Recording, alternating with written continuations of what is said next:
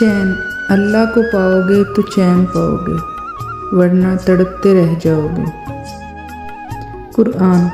قرآن پاک پتھر دلوں کو موم کرتا ہے، ٹوٹے دلوں کو جوڑتا ہے اور بیمار دل کی شفا ہے۔ احسان، گناہ کے دوران موت نہ آنا اور گناہ کے بعد توبہ کی مہلت ملنا اللہ پاک کا بہت بڑا احسان ہے۔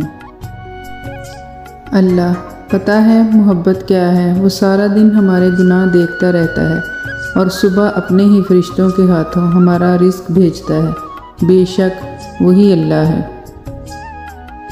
اللہ کے آگے رونا، درد کتنا بھی ہو اللہ کے آگے رونے سے سکون میں بدل جاتا ہے۔ سورہ رحمان، جب دل اداس ہو اور وجہ بھی سمجھ نہ آ رہی ہو تو سورہ رحمان پڑھ لیا کرو، دل کو سکون آ جائے گا۔ نماز بوجھ نہیں بلکہ تمہارے بوجھ کو ہلکا کرنے کا ذریعہ ہے۔ مانگو، اللہ سے مانگو، پھر مانگو، مانگتے رہو، وہ دے گا، وہی دے گا کیونکہ وہی دے سکتا ہے۔ امید، اللہ آزماتا ہے اپنے پسندیدہ بندے کو اس چیز سے جو اسے بہت پیاری ہوتی ہے، تاکہ اس چیز کی طلب انسان کو اپنے رب سے ملوا دے اور وہ اسی سے امید رکھے۔ وقت، ہر چیز اپنے وقت پر ہی اچھی لگتی ہے۔ نیکی کمانے کا وقت جوانی ہے۔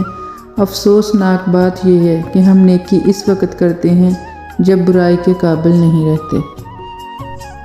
کچھ رشتے اللہ تعالیٰ خود ختم کرواتا ہے تاکہ ہماری زندگی خراب نہ ہو سکے، بے شک وہ جو کرتا ہے بہتر کرتا ہے۔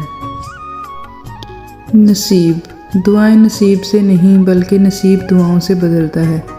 تم اتنے یقین سے مانگو کہ تمہارے یقین کے بعد کہانی معجزوں کی لکھی جائے۔ درود شریف، ہر عبادت کا پتہ نہیں ہوتا کہ وہ قبول ہیں یا نہیں، مگر درود شریف ایسی عبادت ہے جو ادا ہوتے ہی قبول ہو جاتی ہے۔ جوانی کی عبادت، اور میرے اللہ کو جوانی کی عبادت بہت پسند ہے۔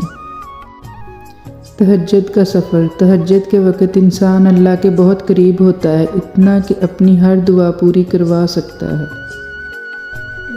عشق تہجد، نماز اگر محبت ہے تو تہجد اللہ سے عشق کا احساس ہے۔ اللہ ہمیں نماز والی محبت اور تہجد والا عشق نصیب فرمائے۔ تہجد کا سجدہ، یوں ہی تو نہیں پا لیا تہجد کا سجدہ، تم نے کچھ تو ایسا ہے ناممکن جو تمہارے لیے ممکن ہونے والا ہے۔